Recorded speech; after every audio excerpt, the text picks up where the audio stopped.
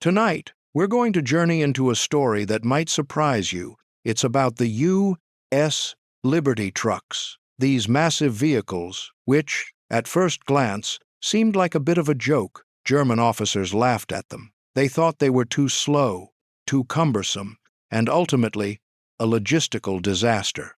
But what they didn't realize was that these trucks were the backbone of an American war effort that would outlast their expectations and leave them dumbfounded.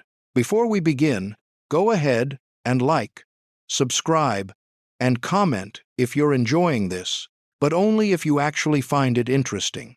No pressure, just here for the ride. Now, dim the lights, get comfortable, and if you can, put on a fan or settle in for a peaceful night, because as you listen, you're about to be transported back in time, all the way to 1944. It's a time when logistics weren't just about supplies, they were about strategy, determination, and the triumph of sheer industrial might. Picture yourself on a quiet, endless road in France, with headlights flickering as the Red Ball Express rolls by, carrying everything the Allies need. Over and over again. You've just woken up in a time when the impossible seemed possible and logistics was the secret weapon. So, take a deep breath, relax, and let's begin. Imagine you're a German general in 1944. You've calculated, over and over again, that the Americans won't be able to keep up their rapid advance. The supply lines are too long, the trucks too inefficient, and yet, there they are. Thousands of trucks, the infamous Liberty trucks, rolling in day after day, delivering supplies faster than anyone thought possible. It's like watching a slow, lumbering animal suddenly accelerate, its mass and sheer determination far outweighing its apparent clumsiness. You can almost hear the German officers snickering, their confidence bubbling over. After all, how could a handful of bulky, noisy American trucks possibly sustain an army on the move? But here's where things get absurd and a little terrifying. These trucks, these seemingly hopelessly outdated contraptions, are proving to be the very lifeblood of the American advance. You thought they'd be a logistical nightmare. You thought they'd get stuck on the long, battered roads of France. But instead, they're the perfect symbol of American ingenuity, inefficient, yes, but capable of sheer, unrelenting volume. Picture it now. You're standing on a French hillside, your binoculars focused on the horizon. For hours, it seems, all you can see are rows upon rows of headlights, dozens of trucks snaking through the terrain like a never-ending chain of metal beasts. The sound of their engines hums in your ears long after you stop hearing it. The Germans, used to their meticulously organized supply trains, can't understand how this chaotic American operation works. It defies every principle they've ever known about military logistics. But they're not about to stop it. There's something almost soothing about the sight, though it's tinged with the kind of panic that comes when you realize your opponent is playing a game you didn't even know existed. The American trucks are like a relentless tide, slow-moving but ever-present. Every truck is a promise of something more. Food, ammunition, fuel, spare parts, and even tanks. Everything necessary for victory is steadily rolling toward the front lines, faster than the Germans can destroy the roads. It's a logistical miracle that seems, at first, like it couldn't possibly work, but it's working. Now, let's take a moment to think about the German mindset here. For years, their supply lines have been the epitome of precision. They've relied on what they knew: careful calculations, a strict adherence to military doctrine, and the impressive mechanization of their own forces. Their tanks and trucks, though more advanced than most, are not being matched by anything the Americans could muster. At least, that's what they believed. They laughed at these clunky U.S. trucks, seeing them as an inefficient experiment that could never sustain the rapid advances of a real fighting force. But the Red Ball Express, the logistical operation that supplied Patton's Third Army, was about to teach the Germans a harsh lesson. It wasn't about speed or elegance. It was about volume, about overwhelming your opponent with such a relentless tide of resources that they couldn't possibly keep up. The Americans had cracked the code, and the Germans couldn't keep pace with it. The convoy system employed by the Americans wasn't just a logistical solution, it was a psychological weapon. The Germans were used to the quiet efficiency of their own systems, and to hear the endless stream of trucks barreling through the night, the hum of their engines, the sight of headlights cutting through the darkness was enough to make them realize they were facing something they had never prepared for. An industrial force, unburdened by the constraints that had slowed down their own armies. Every day, these trucks brought something new to the battlefield, not just fuel or weapons, but the knowledge that the Americans weren't going to stop. They weren't going to slow down. They weren't going to run out of supplies. The Germans might have had the expertise, the experience, and the technology, but they were losing the war of logistics. They were losing because the Americans had tapped into something far more powerful, the endless potential of industrial production, unencumbered by the old rules of warfare. From their comfortable war rooms, the Germans believed they had cracked the code. The U.S. Army was advancing at breakneck speed, but they were certain that their logistics would be the Americans' Achilles' heel. They thought no army could sustain such an advance. But little did they know, the Americans had a trick up their sleeve, one that would render their calculations completely useless. As the Germans looked at their own military doctrine, their logic seemed flawless. They had studied warfare for years, perfected the art of fast-moving forces, the blitzkrieg. They had seen how supply lines could cripple even the most powerful armies. The further the Americans advanced into France, the more vulnerable they would become.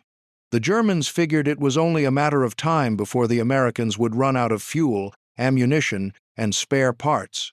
In their minds, the Americans were merely speeding towards a very inevitable halt. But the Germans hadn't fully accounted for one thing: American industrial might. You see, while the Germans had their calculations and their meticulous plans, the Americans had something more powerful, a logistical operation that didn't just defy convention, but shattered it entirely. This was the Red Ball Express, an operation that the Germans couldn't even conceive of. You can almost picture the German officers in their war rooms poring over their maps and supply charts. The Americans, they thought, would run out of steam. No army could go on without replenishment, especially one that had advanced so far, so quickly. The Germans believed they had all the time in the world, confident that their enemy was pushing too hard, too fast. Little did they know that this same momentum, this furious pace, was exactly what would save the Americans. Instead of stalling, they were about to show the world that sheer industrial force could power an army forward without the limitations the Germans assumed. Meanwhile, in the USS camps, the men running this logistical miracle were hard at work, with no time to dwell on doubt or what the enemy thought.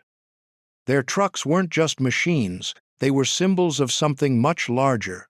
These Liberty trucks weren't just tools for transportation, they were the foundation of a war machine that refused to stop moving.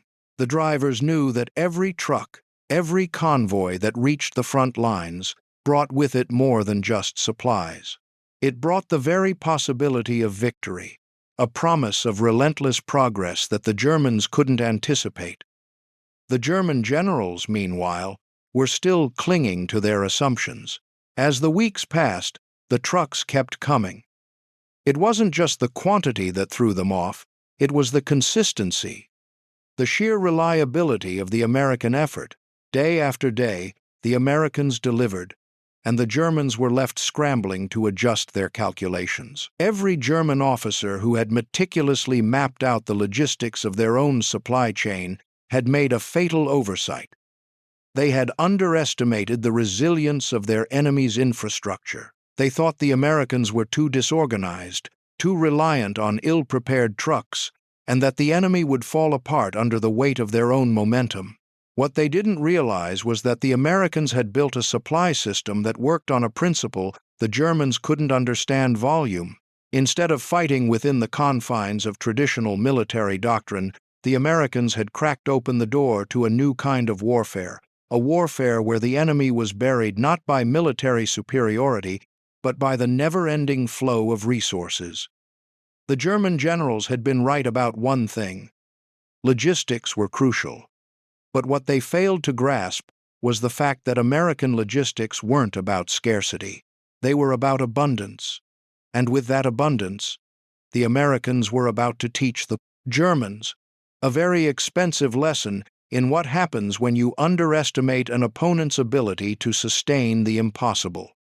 The U.S. supply lines, led by those seemingly laughable Liberty trucks, weren't just moving supplies, they were moving history in the making. The German generals, who had calculated the Americans' impending collapse, were now faced with the brutal reality.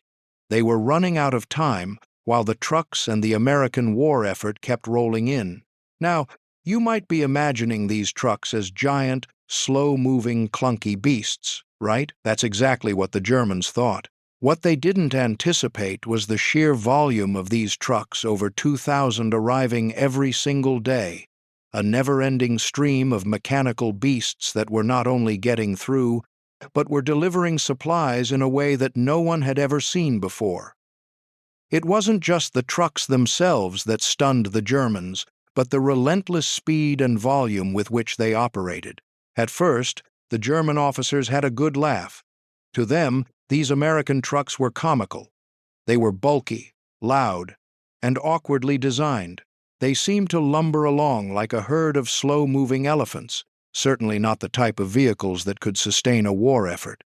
The Germans, with their sleek tanks and precision-engineered vehicles, could hardly imagine these cumbersome trucks being effective. After all, in their experience, any army relying on such inefficient transportation would quickly find itself bogged down. But as the days passed, and more of these trucks appeared on the horizon, the joke started to wear thin. It became clear that the Americans weren't just relying on a few trucks. This was a logistical flood, a tidal wave of supply vehicles crashing through the battlefield, bringing fuel, ammunition, food, and equipment to the front lines with the kind of consistency and determination that the Germans simply couldn't match. The trucks rolled on, unimpeded by the mud, the rubble, or the damaged roads. Their engines roared through the night, headlights cutting through the darkness like a promise of victory. And the Germans, with all their calculations and assumptions, were powerless to stop it. What was even more baffling to the Germans was the fact that these trucks kept moving. They weren't the sleek, high-performance machines the Germans had expected. They didn't have the speed or maneuverability of a tank, nor the precision of a sparred, carefully planned supply chain. But they had something that was proving far more valuable. The Americans had taken an entirely different approach to warfare, one based not on finesse or speed, but on sheer force. Instead of trying to optimize for every possible failure, the Americans built a system that anticipated failure and worked around it. The trucks weren't perfect, but that didn't matter. They were designed to be reliable, and reliability, as the Germans were learning, was what counted in war. This mass production was a game changer. While the Germans focused on perfecting their machines and limiting waste, the Americans simply churned out more, faster. The trucks kept coming, day after day, like clockwork. In fact, the numbers themselves were staggering. By the end of the summer, the U.S. was sending 12,500 tons of supplies daily, just from the Red Ball Express alone. Every 24 hours, the American logistics operation ran smoother than the German forces had ever thought possible, even as they had to navigate damaged roads and broken infrastructure. And here's where the real shocker came in. The American supply chain wasn't just about getting the right supplies to the right place. It was about getting those supplies through enemy lines faster than anyone had ever imagined. The trucks were not only getting through the destruction and debris, they were doing so faster than the Germans had calculated, faster than they could keep up with. The sheer speed at which supplies were delivered ensured that Patton's tanks didn't have to stop, didn't have to slow down, and were constantly moving forward, deep into enemy territory. It was like a never-ending conveyor belt of war machinery, tirelessly running, always operational. And it wasn't just the trucks. It was the maintenance crews, the drivers, and the sheer American willpower that ensured the convoy never stopped. When one truck broke down, there was always another. When a road was destroyed, a new one was built. The ingenuity and persistence that the Germans had underestimated were now the very things that would be their undoing. So while the Germans were busy laughing at the clunky trucks, the Americans were quietly winning the war, one supply run at a time. The Liberty trucks, which had been dismissed as impractical, became the symbol of an unstoppable American war effort, a force that relied not on speed, but on something far more terrifying: persistence.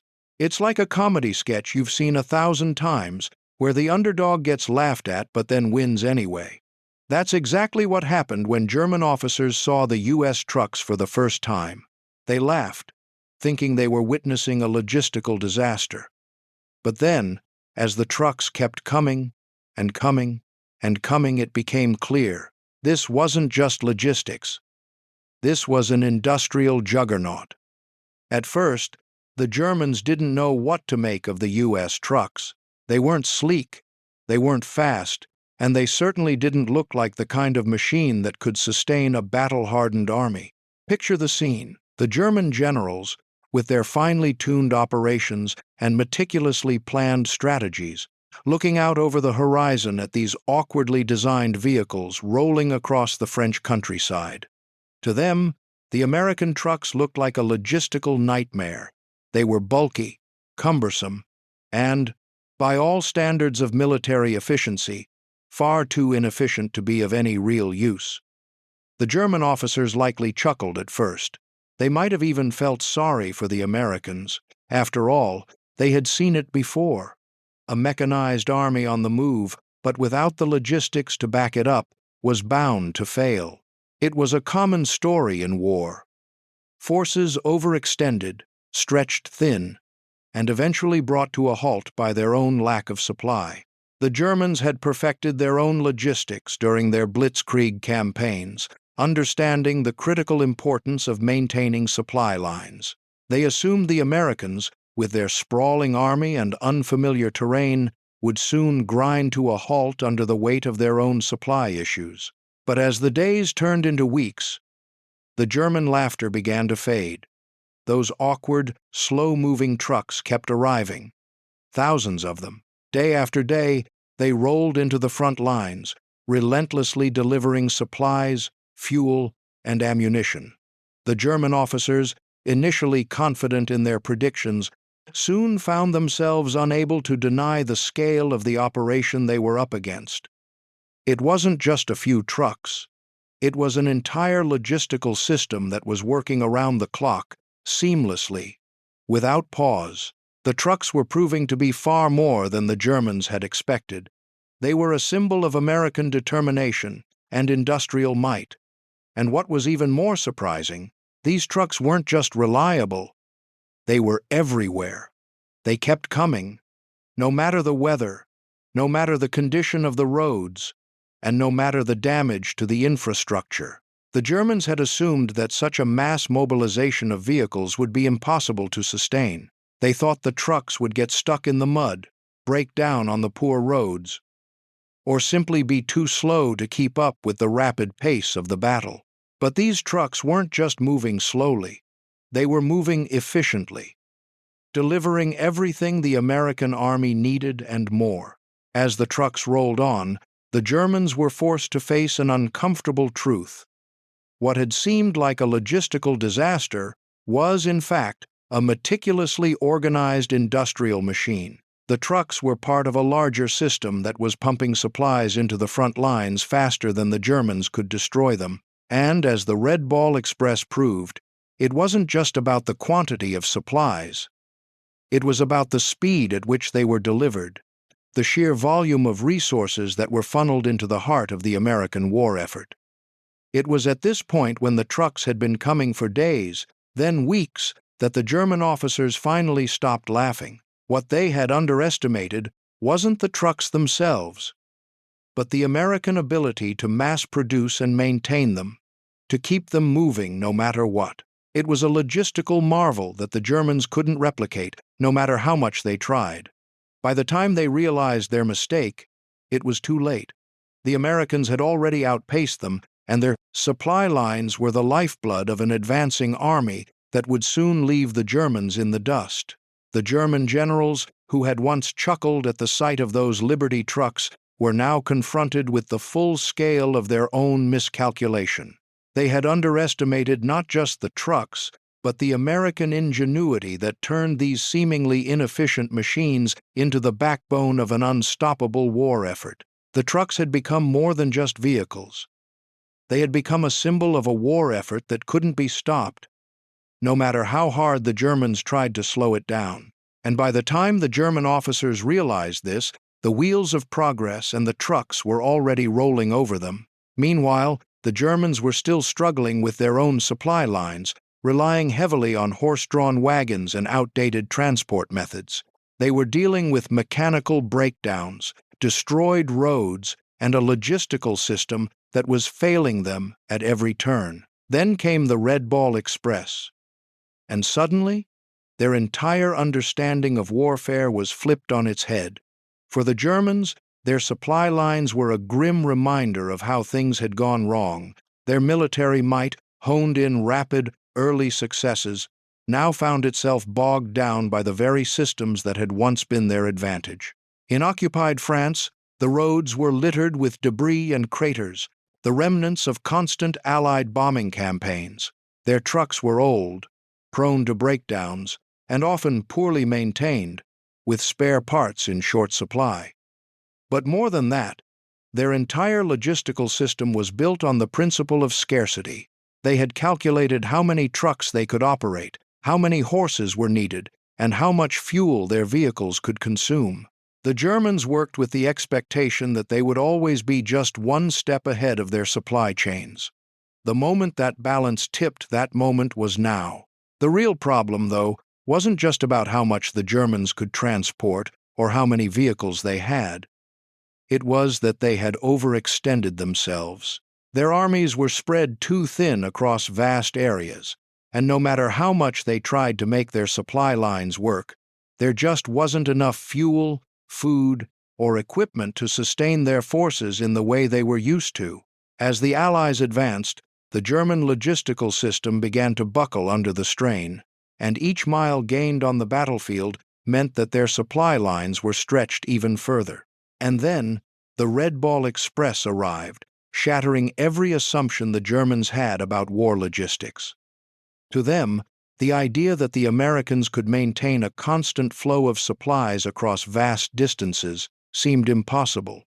Their own experience had shown that logistical systems failed when they were pushed too far. Yet, here were the Americans, defying all logic. While the Germans struggled to get supplies to their forces, the Americans were moving an astounding 12,500 tons of supplies every single day. The sheer volume of supplies moving through the Red Ball Express defied everything the Germans thought they knew about warfare. The Red Ball Express wasn't just a series of convoys, it was a continuous, unbreakable chain of trucks moving across the French countryside. The Germans had been used to a slower, more calculated pace of warfare. They assumed that a logistical collapse would follow the Americans' rapid advance, just as it had for them in the Soviet Union.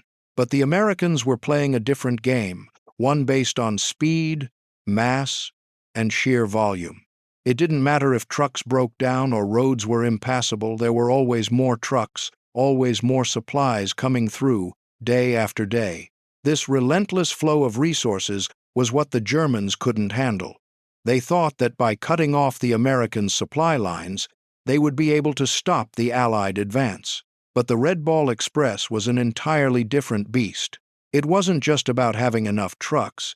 It was about having enough and overwhelming quantity of resources that kept flooding the front lines, no matter what. The Germans, with their limited resources and stretched supply lines, were now outmatched. And so, as the trucks continued their endless procession, the Germans watched in disbelief. Their logistical doctrine, which had served them so well in earlier stages of the war, was now completely obsolete. The Red Ball Express was proving to be an unstoppable force, one that was simply too big, too fast, and too efficient to be stopped. What the Germans had believed was impossible had become a reality, and it was crushing their ability to sustain their forces. The tide was turning, and it was being fueled by a logistical system the Germans couldn't even begin to comprehend. For a moment, the Germans believed they were safe. They'd anticipated the American forces running out of steam, a broken-down army crippled by its own supply chains. The Germans, with their finely tuned military logistics and careful planning, had convinced themselves that the Americans would be like every other army they had faced, stretched too thin, incapable of keeping up the pressure without faltering.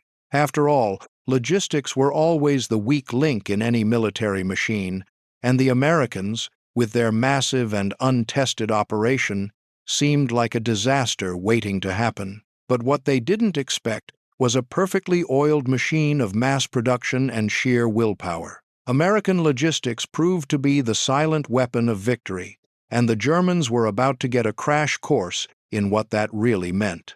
The German officers, with their highly organized supply lines, couldn't fathom how the Americans could sustain such rapid advances. The very thought of running an operation where the supply lines stretched over hundreds of miles, often through war-torn terrain, should have been impossible.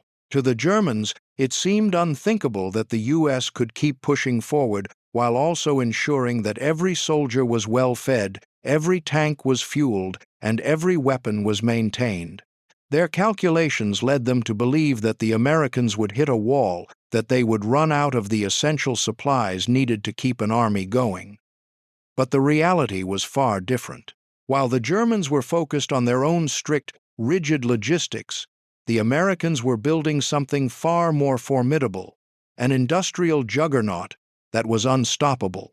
It wasn't just about the trucks, it was about the factories churning out supplies at a pace that the Germans couldn't keep up with. The American war effort was underpinned by an industrial system that was capable of producing not just enough, but more than enough, and at a speed that was unprecedented.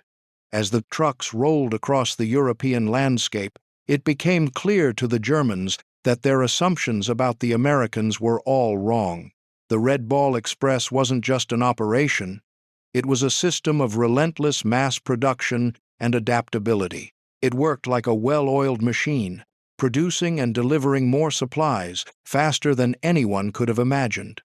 It wasn't just the sheer volume of supplies, it was how those supplies kept coming, no matter what. The Germans had calculated that the Americans would run into trouble when the roads were destroyed, when the trucks broke down, or when they simply couldn't sustain the pressure. But instead of slowing down, the Americans adapted, constantly finding ways to keep the trucks moving. What was truly shocking was the scale of the operation. The Germans had never seen anything like it. Their own logistics, while efficient, were limited by resources, manpower, and strategic concerns. The Americans, however, had found a way to turn their greatest weakness into their greatest strength. They had an almost endless supply of resources, thanks to their industrial capacity, and they didn't hesitate to use it. The Germans simply couldn't match this.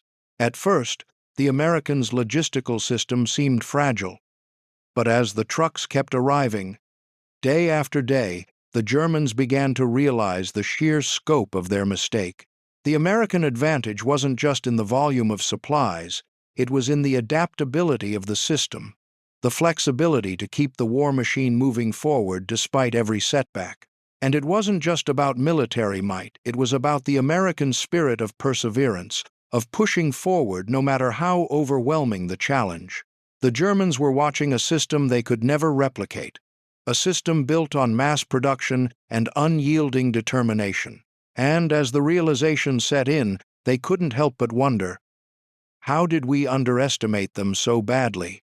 The answer was, clear the Americans had built an advantage that was impossible to counter, and it was going to win the war for them. It wasn't just the trucks that were shocking, it was the scale of everything. The Americans weren't just sending food, ammunition, and fuel, they were sending everything: tires, spare parts, tools, and even entire tanks, all at speeds that the Germans had no hope of matching. This wasn't a war about bullets and bombs, it was a war about production. And America had the edge. The Germans, with their meticulously organized supply lines, had believed they had a handle on the essentials. They had weapons, they had ammunition, and they had fuel. But as the American trucks rumbled across the landscape, they were bringing more than just the bare necessities. The sheer variety and quantity of supplies that the U.S. was moving was mind-boggling. It wasn't enough to merely supply the army with the basics. The Americans were bringing everything that an army could need: trucks loaded with spare parts, new tires, repair kits, food for the troops, and machinery to keep it all running were now part of the daily landscape. And as each convoy arrived, it became clear the American military wasn't just focused on winning battles. They were focused on ensuring their entire war effort was sustainable in ways the Germans couldn't even fathom. Imagine being a German officer in the field, watching American convoys stream past. At first, you think, okay, they're moving food and fuel. But then, the trucks keep coming, day after day, and you start to see more than just the basic supplies. There are tires enough to keep an army rolling through any conditions.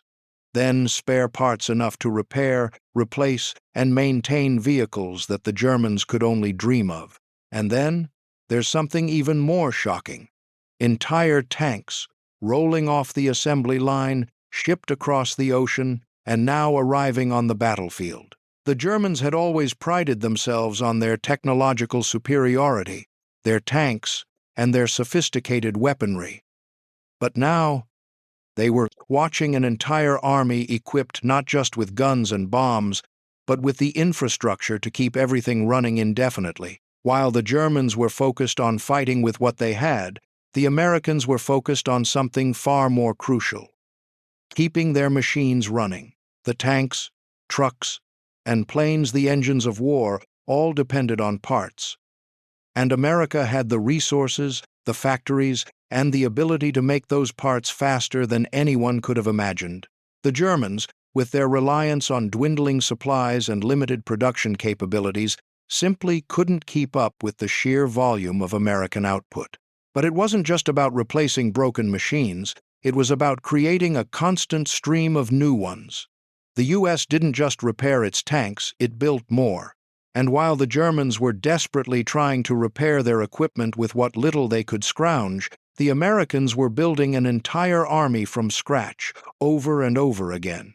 This constant cycle of production was made possible by a combination of factory capacity, innovation, and an almost obsessive drive to keep the war effort moving forward. The Germans were familiar with the art of war, but the Americans were showing them something new: the art of war through manufacturing. Wasn't just producing weapons, it was creating a self-sustaining war machine, capable of outpacing the enemy in every category. In every corner of the battlefield, the results of this industrial might were visible.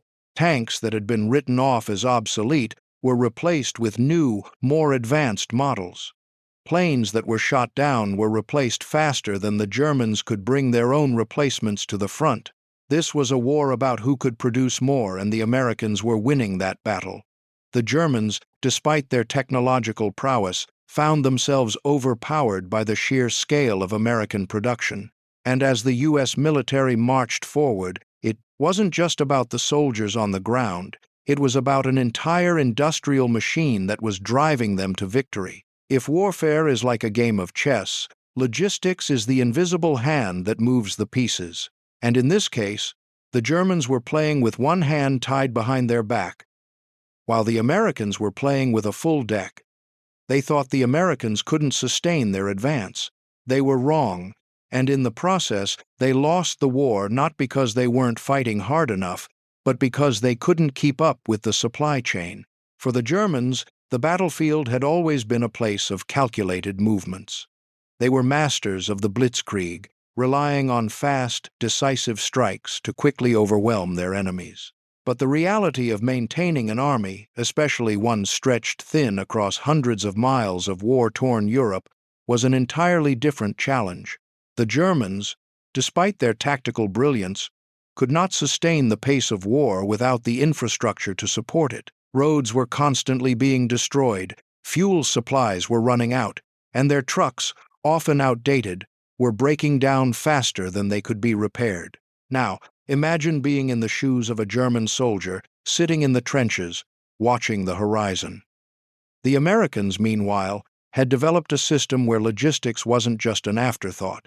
It was a priority, and it was one that they could sustain indefinitely. While the Germans were scrambling for fuel and spare parts, the American Red Ball Express was churning through the landscape, an unrelenting machine that kept pushing forward, delivering supplies faster than anyone could have imagined.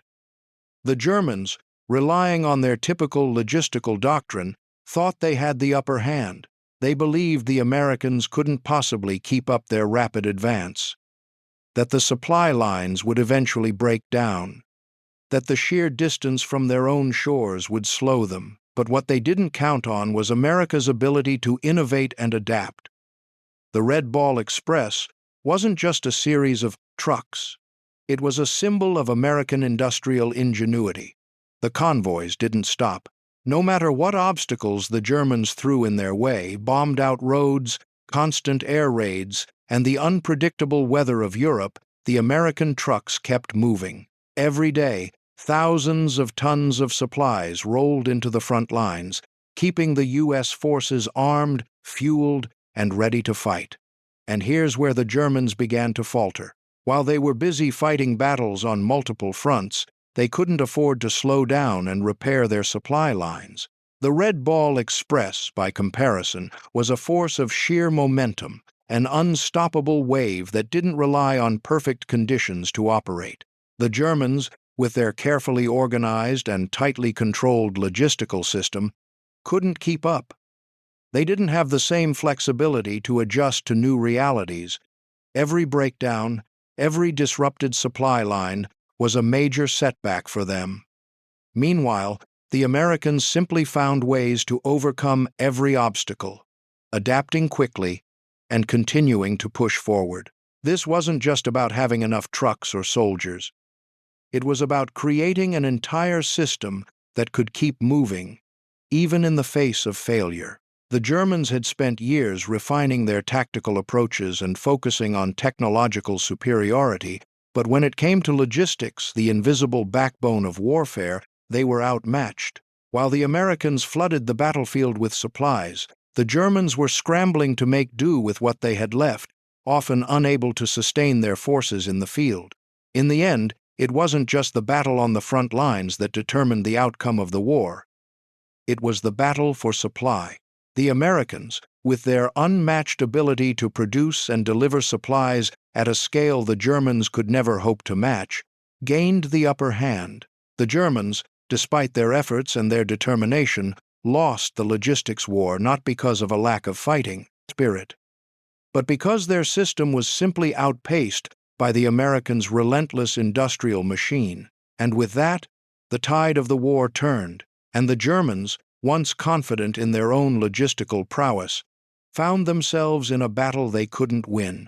The German officers, accustomed to meticulous planning and precision, had learned valuable lessons from their earlier campaigns, none more painful than the one in Russia. They knew that logistical failures had the power to bring armies to their knees. But in their calculation of the American war effort, they made a fatal error. They underestimated how the U.S. would overcome the same logistical challenges that had once doomed their own armies. In the vast expanses of Russia, the Germans had faced a brutal lesson: the harsh climate, the endless miles of uninhabited land, and the broken infrastructure were insurmountable hurdles. Even with their advanced tanks, artillery, and well-coordinated operations, their armies had been stretched to the breaking point. The Russian winter, and the sheer distances had ground their supply lines into dust, leaving their soldiers starving, under-equipped, and demoralized. The result was devastating. Stalingrad became the symbol of their failure. But the true cause wasn't just the battle, it was the collapse of their logistical system. By the time the Germans turned their attention to the Western Front, they thought they had learned their lesson. Their supply chains were tighter, more controlled, and more efficient.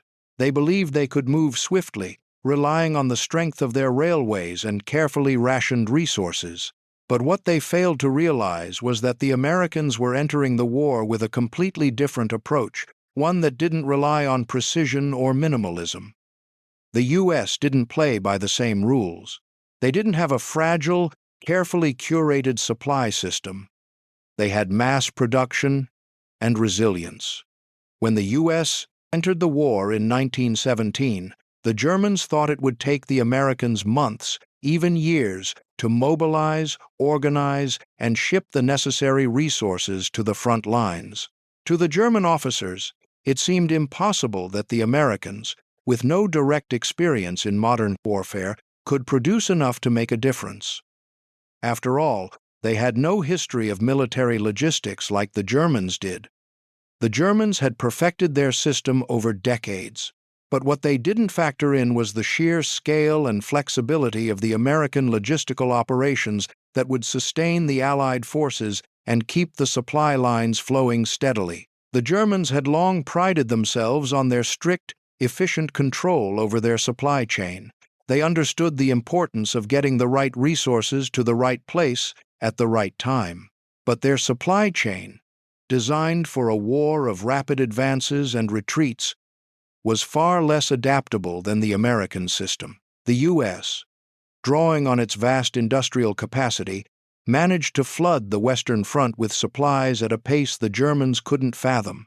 Trains, motorized trucks, and horse-drawn carts worked in unison to ensure the Allied forces remained well-fed, well-equipped, and well-armed, regardless of how much ground they gained or lost. While the Germans continued to focus on their tactics of fast-moving offenses, the Americans focused on building a supply infrastructure that was capable of sustaining an army indefinitely.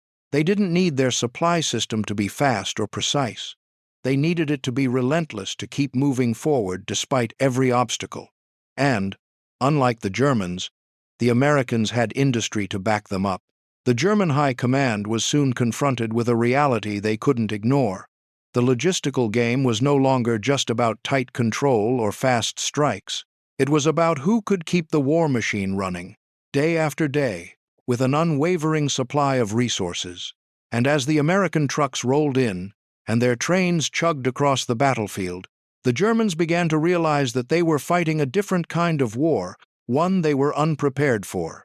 By the time they fully grasped the scale of the American logistical advantage, it was too late. The Germans had become bogged down in a war of attrition they couldn't win as their own logistics faltered under pressure. Meanwhile, the Allied forces were supplied faster than the Germans could disrupt. The American advantage in logistics wasn't just an operational triumph, it was a strategic one, and it would prove to be a decisive factor in the war's outcome. In every war, the soldiers fight on the front lines, but behind those lines, another battle is being waged, one that is just as crucial, yet often overlooked.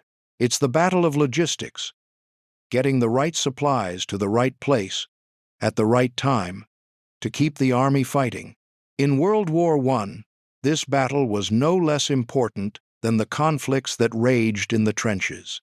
The war wasn't just won by tanks or artillery, it was won by who could keep the supplies flowing, even when the odds were stacked against them. The Allied forces, particularly the British, French, and later the Americans, found themselves locked in a struggle not just with German forces on the front lines, but with the elements of nature, destroyed infrastructure, and logistical challenges that seemed insurmountable. The terrain was constantly bombed, roads were destroyed, and the weather made it all the more difficult. Yet, these same forces understood that if they couldn't keep their armies supplied with food, fuel, ammunition, and medical supplies, their tactical victories would mean nothing. In the face of such adversity, logistics became a weapon. The Allied supply systems had to be flexible, adaptable, and capable of responding to the constantly changing conditions of the Western Front. Unlike the German forces, who relied heavily on a more rigid supply chain system, the Allies had to innovate. They didn't just rely on railroads and horse-drawn carts. They had to use whatever they could, from motorized vehicles, like trucks and ambulances, to balloons, carrier pigeons, and even camels in some instances, to transport goods across difficult terrain. The German forces, on the other hand, had become over-reliant on their existing systems. They had created a sophisticated network of railroads and relied heavily on horse-drawn supply wagons. However, these systems had their limits, especially when dealing with the destruction caused by the war itself. Bombed and sabotaged, and the roads were almost impassable due to constant bombardment. As the Allied forces advanced, the Germans found themselves struggling to keep their troops properly supplied, unable to keep up with the rapidly changing front lines. This was the critical vulnerability the Allies had been waiting for. The Americans, entering the war in 1917, brought with them the lessons of a booming industrial power.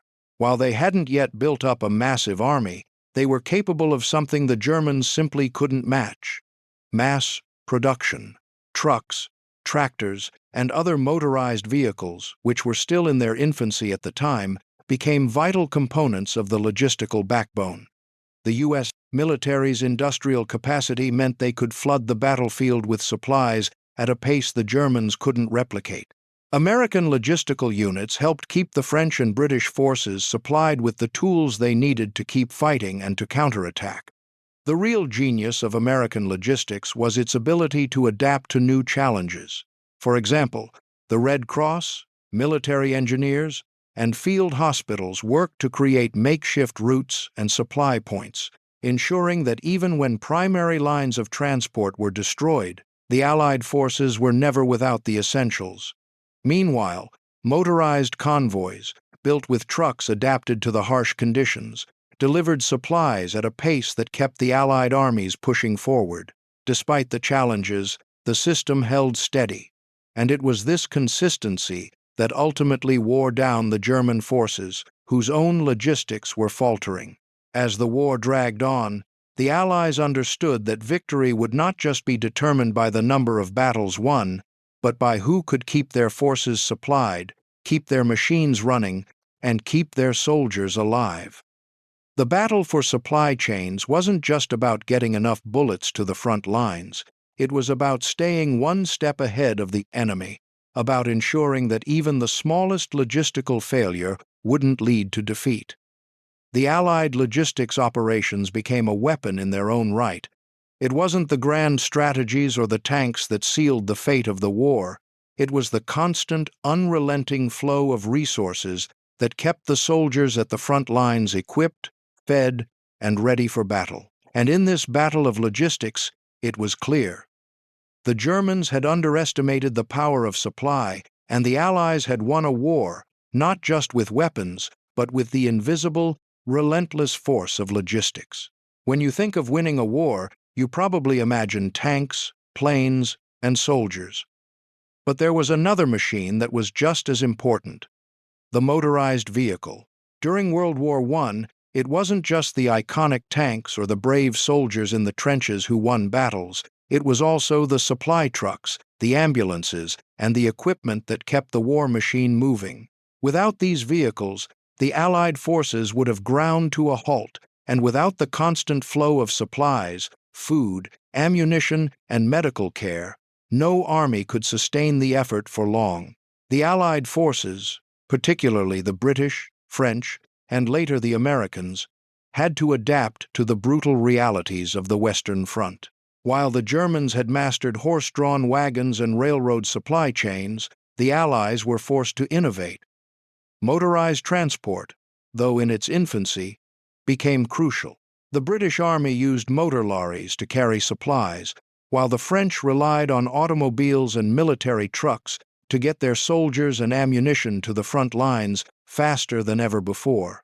While tanks were the new, exciting marvel of warfare, their effectiveness depended on the ability to maintain them, to fuel them, repair them, and keep them running in the harsh conditions of the battlefield. The same applied to the ambulances that rushed the wounded to medical facilities and the supply trucks that moved everything from food to munitions. It wasn't enough to just build these machines. You needed a system to supply them to get the fuel, the tires, the spare parts to keep everything running, no matter how much the war destroyed the infrastructure around them.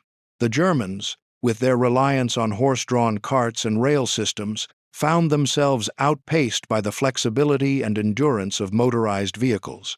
Yes, they had powerful machinery, but they struggled to move their forces across the mud-soaked, crater-filled roads of the Western Front. When their rail systems were targeted and supply lines were broken, they were left vulnerable. The Allied forces, meanwhile, had a more diverse logistics system, trucks that could keep going even when the tracks were damaged, even when the railroads were bombed or blown up by enemy artillery. But it wasn't just about trucks and tanks.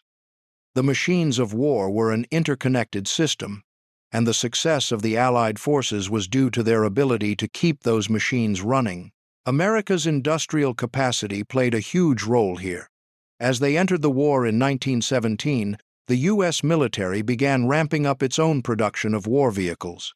They didn't have the same entrenched supply system as the Germans or the French, but what they lacked in experience, they made up for in sheer manufacturing power.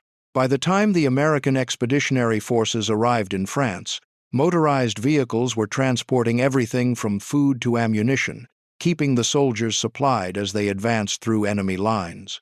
The American supply trucks and ambulances, though basic compared to later models, were far more efficient than the Germans anticipated. They moved across a battlefield that was constantly shifting, navigating wrecked roads, trenches, and broken infrastructure to deliver supplies. The sheer number of trucks rolling through the Western Front was a logistical triumph. For the Germans, seeing those trucks roll in day after day, despite all odds, was a reminder that the Allied forces were in it for the long haul. Their logistical operation wasn't about speed or glamour, it was about the sheer persistence of a machine-powered war. In the end, it wasn't just about having the best tanks or the largest number of soldiers. The true victory of World War I came from who could keep moving, who could keep their machines running, and who could sustain their supply chains under constant attack. And in this arena, the Allied forces had the edge. Thanks to their vehicles, from trucks to ambulances to tanks, they could keep fighting, keep supplying, and keep advancing, while the Germans found themselves bogged down by their reliance on slower, less flexible systems. The machines that won the war weren't just the ones that fought in the trenches. They were the ones that kept the war effort moving forward, day after day. To the Germans, these trucks were a joke. Their design was basic, their engines loud, and their speed laughable.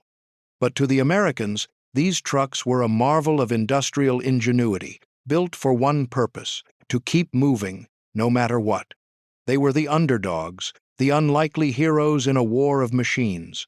In the grand spectacle of World War II, with tanks crashing through enemy lines and bombers soaring through the skies, the Liberty trucks might have seemed like a comedy, slow, clunky, and out of place.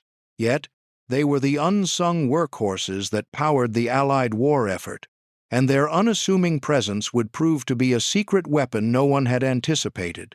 At first glance, the Liberty trucks seemed like an afterthought. They were far from sleek, far from fast, and certainly far from the kind of precision-engineered vehicles that the Germans were accustomed to. Their engines were noisy, their design was simple, and they seemed to lack the kind of cutting-edge technology that German vehicles boasted. In fact, when the Germans saw these trucks for the first time, they probably couldn't believe that such a vehicle could play any significant role in the war. In their minds, these trucks were destined for failure. They thought of them as little more than moving targets, clumsy and inefficient, unable to match the mobility and sophistication of their own supply vehicles. But while the Germans were laughing, the Americans were quietly winning the war. The Liberty trucks, with their basic but reliable design, were outpacing the Germans in ways they couldn't understand. These trucks were never about finesse. They weren't built to impress anyone with their sleek lines or high-speed capabilities. What they were built for, however, was persistence, an almost unshakable ability to keep moving, no matter the obstacles in their way. The American strategy wasn't about creating the fastest or most efficient vehicles. It was about creating a system that could function continuously, no matter how bad the conditions. These trucks weren't delicate machines. They were tough, rugged, and made to keep moving across destroyed roads and through treacherous terrain. When one truck broke down, another was already on its way to replace it. When the Germans bombed the roads, the Americans built new ones. The goal was never to be perfect. It was to keep the army moving forward, no matter what. The Germans had underestimated the importance of these trucks. They didn't see them as the backbone of the American war effort. They saw them as a novelty, a fleeting inconvenience that would soon be outpaced by the more advanced German machinery. But the Americans knew better. They understood that in a war of attrition, it wasn't always about the most powerful weapon. It was about who could keep pushing forward when everything else seemed to be falling apart. The trucks were more than just machines. They were the embodiment of American resilience, a reminder that the war would be won not by speed or firepower alone, but by the ability to outlast and outproduce the enemy. The Liberty trucks weren't flashy, and they weren't glamorous, but they became a symbol of American ingenuity. They were proof that, sometimes, the greatest strength lies not in what you have, but in how you use it. While the Germans laughed at the sight of these trucks, the Americans knew exactly what they were doing. The trucks weren't just moving supplies, they were keeping the war machine running, and in doing so, they were turning the tide of the war. The Germans would soon realize that the very thing they had dismissed as a joke was, in fact, the key to the Americans' success. Behind every truck was a driver, and behind every driver was an incredible story of perseverance. These weren't just soldiers. They were ordinary men, many of whom were African American, who were defying not only the enemy but the racial prejudice of their own country. In World War I, these men proved, 1 mile at a time, that determination could move mountains, or at least a few thousand trucks. As the United States entered WWI in 1917, it found itself in need of a highly efficient system of transport to keep the Allied forces supplied on the Western Front. And the men who made that happen weren't always the ones wearing the uniforms that traditionally commanded the spotlight. Army depended heavily on African American soldiers, particularly in non-combat roles, to manage the massive logistics efforts necessary to sustain the war effort. In fact, many of these men were assigned to transportation units, tasked with driving supply trucks and supporting the military infrastructure behind the front lines. For these men, the war was not just about serving their country but proving their worth in a world that had long told them they were less than. Despite the rampant segregation of the time, many African American soldiers found themselves in the trenches of war, carrying out tasks that were just as crucial to the success of the Allied forces as the men fighting at the front. American logistics, especially in the form of supply convoys and transport units, relied on these men to keep the machinery of war moving. The work was grueling, and the conditions were harsh. The trucks they drove were not the well-maintained, sleek vehicles of modern times, but often older, unreliable machines that were prone to breaking down. The roads they traveled on were damaged and often barely passable. Despite these challenges, the African American drivers of the U.S. Army transport units continued their missions, driving through rain, mud, and bombarded terrain to ensure that the Allied forces had the supplies they needed to keep pushing forward. What made this determination even more remarkable was the backdrop of racial prejudice that these men were up against. They were often relegated to non-combat roles and faced discrimination not just from the enemy forces but from within their own ranks. Yet, They pushed forward because they understood the importance of their task. Keeping the Allied forces supplied was essential to victory, and they took that responsibility seriously. The men driving the supply trucks, sometimes under enemy fire, had no choice but to carry on, knowing that the war effort depended on them. In their own quiet way, they were changing the course of history, proving that courage, resilience, and ingenuity could not be measured by the color of one's skin. The sheer effort and commitment of these men was not just about getting supplies to the front lines. It was about defying the limitations placed on them and showing the world that they were just as capable as anyone else. The trucks they drove weren't glamorous, and their role wasn't one that earned headlines, but they were the lifeblood of the American war machine. These men kept the wheels of the war turning, and without them, the Allied forces would not have been able to sustain their efforts.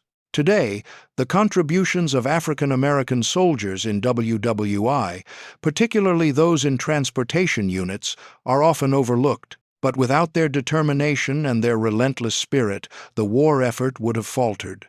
These unsung heroes didn't just move trucks across the battlefields, they moved the war effort forward, 1 mile at a time, defying expectations and proving the power of resilience, endurance, and believing in a cause greater than oneself. In World War I, it wasn't just about tanks, planes, or soldiers on the front lines. The true test of power lay in who could keep their army supplied, who could move resources faster, and who could adapt when faced with logistical challenges. The Germans, with their highly organized military structure, thought they had the upper hand. But what they didn't anticipate was the role of American logistical might, which would tip the scale and change the course of the war. The German High Command had long relied on their efficiency in managing supply lines, using railroads and horse-drawn wagons to transport troops and equipment. Their strategy had been to break through enemy lines swiftly, and they believed that their well-managed logistical operations would keep up with that speed. However, what the Germans didn't expect was the massive scale and resilience of American industrial efforts once they entered the war in 1917.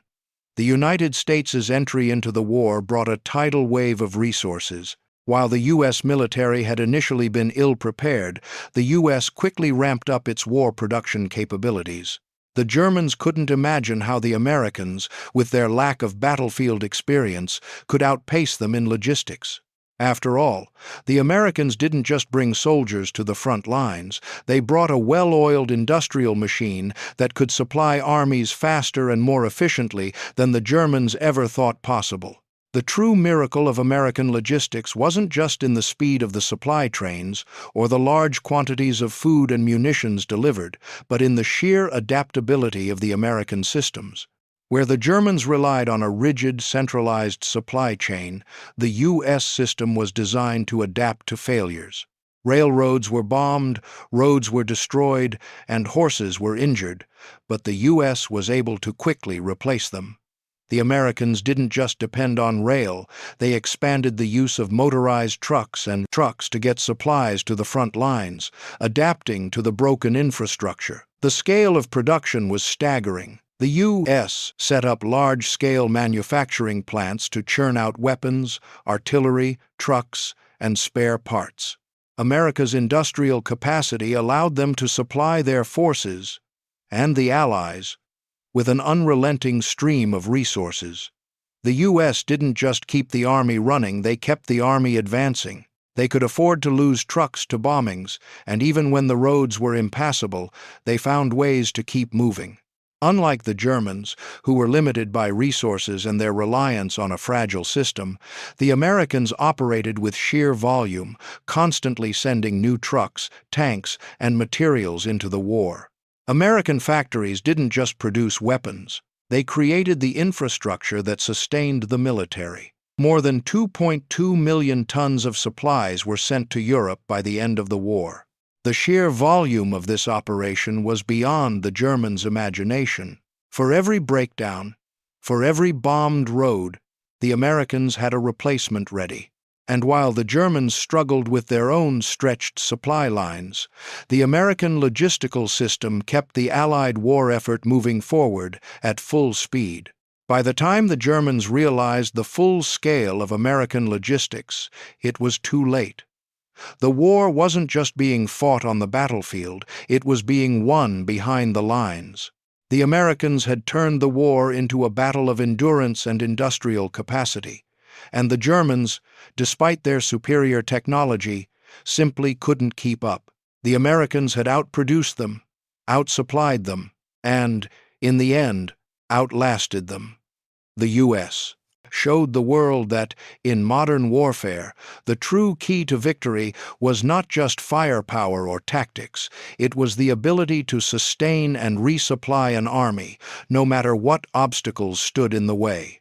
This wasn't just a logistical operation, it was an industrial miracle that changed the course of the war and, in many ways, set the standard for warfare in the 20th century. For months, the German High Command had believed that victory was within their reach. They had calculated their strategies, focused on battlefield tactics, and believed that the war would be won through precision strikes and decisive engagements. But what they didn't anticipate was how the logistical battle would unfold. As the war dragged on, it wasn't the Allied artillery or tanks that brought them to their knees, it was the supply lines. In the end, it was clear that the war wasn't being won with superior weaponry, but with who could sustain the effort over time. The German supply lines had always been a point of pride, at least in theory. The Germans had heavily relied on railroads to move their supplies quickly across occupied territories and had a well-established system for horse-drawn wagons that could traverse the Western Front. But the reality of trench warfare and constant bombardment had a devastating impact on their logistical infrastructure. Railroads were bombed regularly by Allied air raids, and the fields and roads were often impassable due to the sheer destruction of war. Every part of the battlefield became a logistical nightmare. While the Germans had relied on a carefully coordinated, centralized system, this approach was starting to show cracks. Entered the war in 1917, the German High Command had underestimated the American and Allied logistics system. While the Germans were dealing with damaged roads and bombed-out rail systems, the Allies had started using motorized trucks, supply convoys, and even horse-drawn wagons in ways that helped overcome the physical destruction of the battlefields. The Allied logistical system was far more flexible than the Germans realized, capable of adapting to the destruction in ways the Germans couldn't.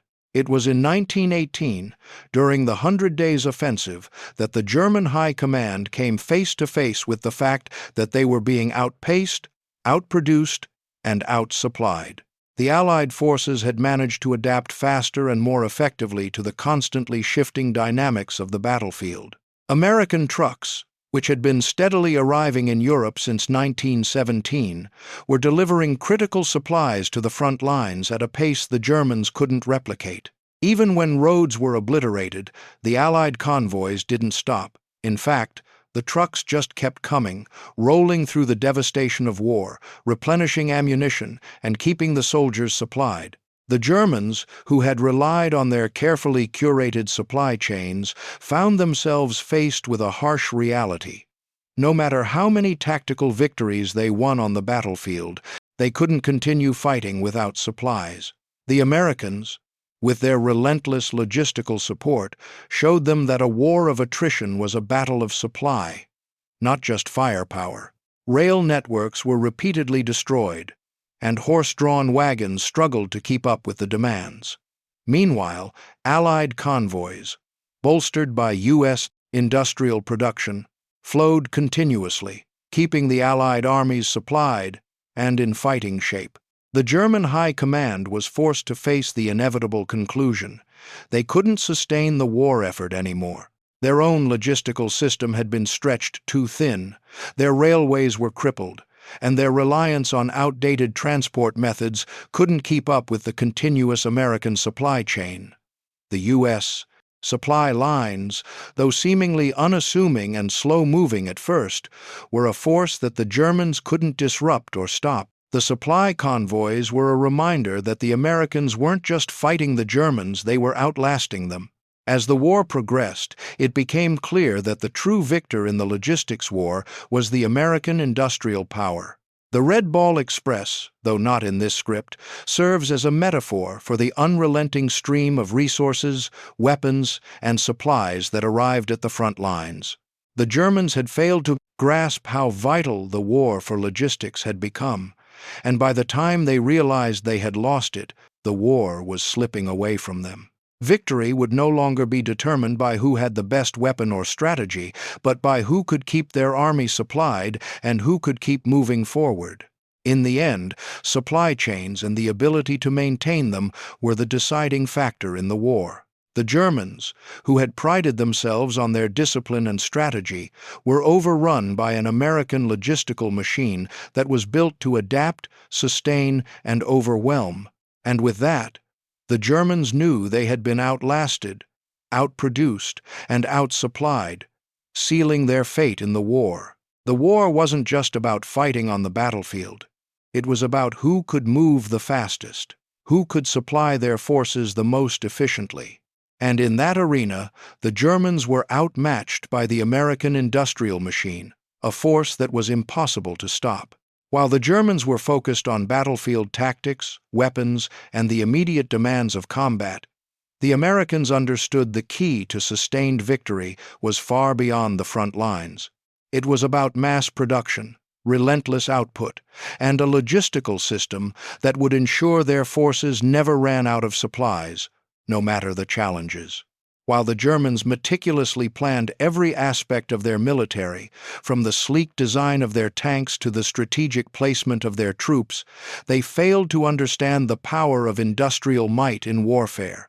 The Americans, however, had tapped into something far greater: the ability to produce, and not just produce, but to do so faster, more efficiently, and on a scale that no one had seen before.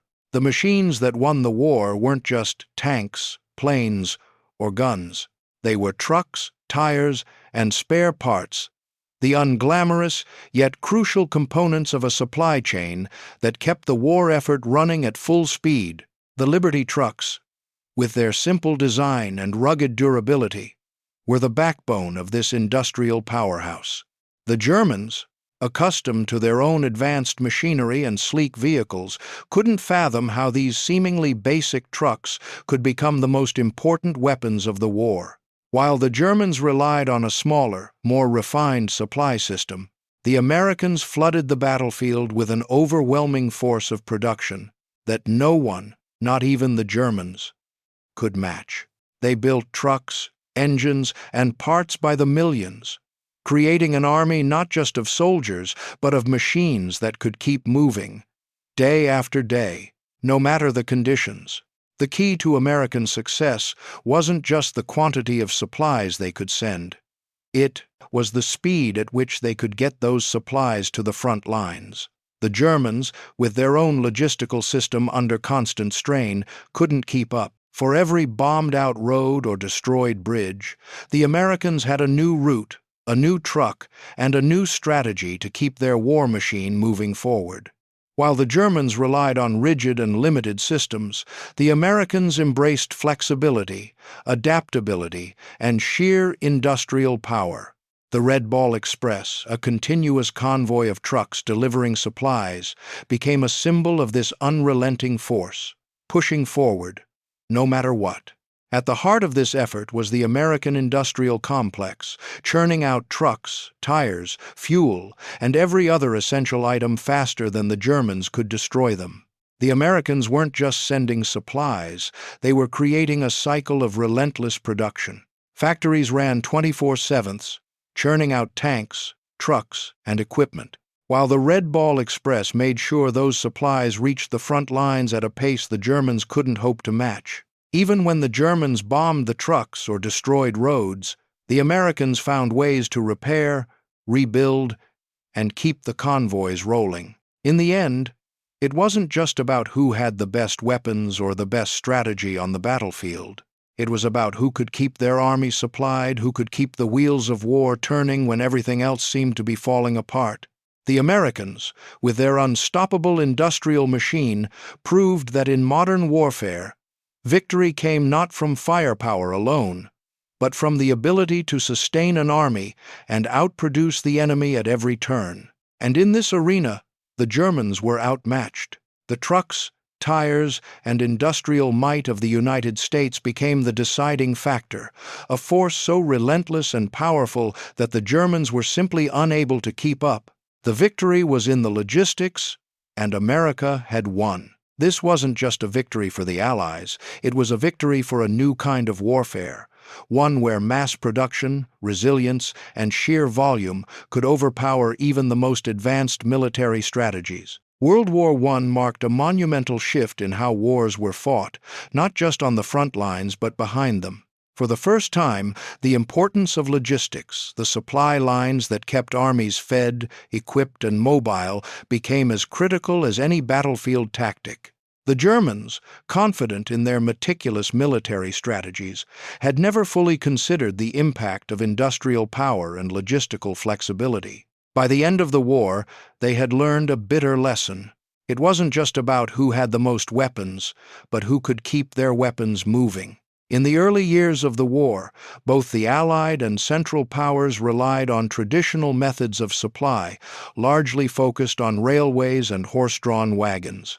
These systems worked well in the initial stages, but the war quickly escalated into a conflict that required more supplies, more manpower, and faster delivery. Rail systems were routinely targeted and destroyed by bombings, and the sheer scale of the front lines created logistical nightmares.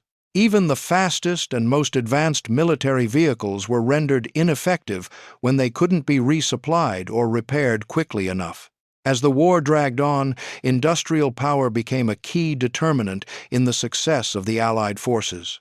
The United States, which joined the conflict in 1917, brought with it a massive industrial capability.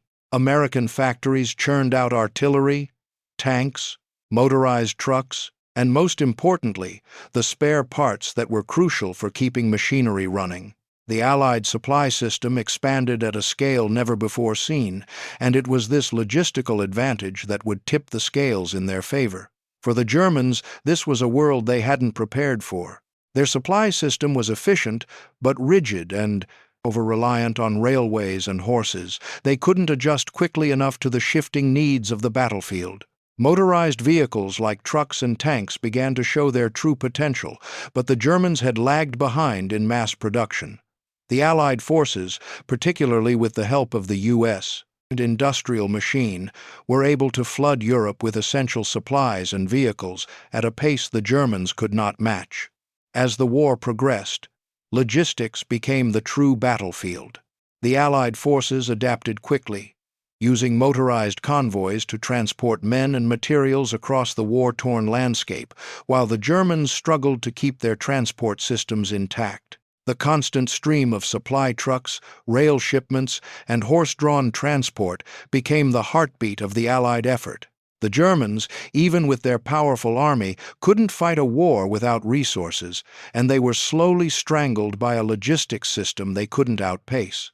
The Allied forces' logistical advantage was not simply in having more trucks or more efficient railways. It was in the flexibility and scale of their operations. The Americans, with their vast industrial capacity, built not just weapons, but a complete supply infrastructure. Whether it was repairing damaged roads, rebuilding rail lines, or sending motorized trucks and tanks to the front lines, the Allied forces proved that victory in modern warfare was about more than firepower. It was about who could sustain their army over the long haul. By the time the war ended, the world had been transformed. Logistics, once an afterthought in the grand strategy of warfare, had become the decisive factor.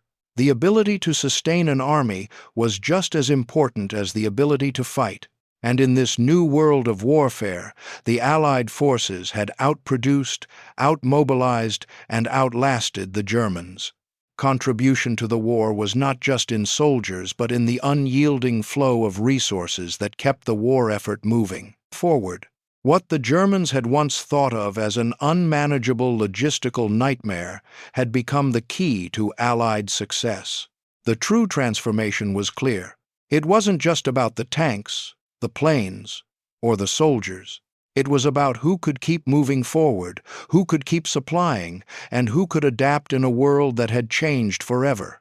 And in this new kind of war, the Allies had learned how to win not just by fighting harder, but by making sure their war machine never stopped. In the early days of World War I, when the United States entered the conflict in 1917, the Allied forces didn't fully understand the scale of what they were about to face. But the Germans, well, they thought they had it all figured out. Their supply chains were established, their railroads and horse-drawn wagons were functioning efficiently, and they believed that logistics would be their advantage.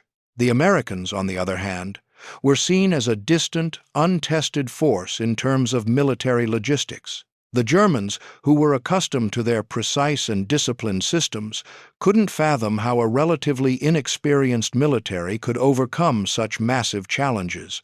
They thought that the Americans, with their rugged trucks and newly mobilized resources, would quickly falter in the face of the logistical nightmare that was the Western Front. At first, the Germans chuckled at the U.S. involvement. They assumed that their new American counterparts, unaccustomed to the demands of war in Europe, would be overwhelmed by the sheer scope of logistics required to sustain a fighting force on the front lines. Trucks, motorized vehicles, and supply convoys were primitive in comparison to the German rail system, which was highly efficient and relied on trained horses and well-maintained infrastructure. The Germans viewed these American trucks as an afterthought, something that could never keep up with the speed and efficiency of the German military system. They couldn't imagine how a system based on mass production could compete with their carefully constructed supply networks. But as the war wore on, those same trucks, which had once been laughed at, began to make an impact. The Americans, with their sheer industrial might and adaptability, started to overwhelm the Germans with a logistical system that was both resilient and relentless. While the Germans continued to rely heavily on their rail system, which was vulnerable to attacks and disruptions, flooded the Western Front with motorized trucks and convoys that could adapt and keep moving, regardless of the conditions. Even when railroads were bombed and roads became impassable, the Americans found a way to keep their resources flowing to the front lines. As the American supply chains began to roll in at a pace the Germans couldn't match, the German officers began to realize their mistake. What had initially seemed like an inefficient and cumbersome system turned out to be the backbone of the Allied victory. The Germans could no longer ignore the fact that logistics had become the silent weapon of the war. The Americans were constantly replenishing their forces with fuel, ammunition, food, and medical supplies, ensuring their military was always prepared and never slowed down. It didn't matter how many bombed roads the Germans destroyed or how many supply lines they attacked. The Allied logistical system, bolstered by American industry, simply kept going. For the Germans, the transformation from mockery to regret was swift and painful. They had underestimated the power of logistics and the American industrial engine that drove it. By the time the Germans understood what was happening, it was too late. The American logistical effort had proven that industrial might could sustain an army far more efficiently than the Germans had ever imagined. The U.S. contributions in terms of supply convoys, motorized vehicles, and production capacity were not just vital. They were decisive in ensuring the Allied forces could continue their advances without ever running out of steam.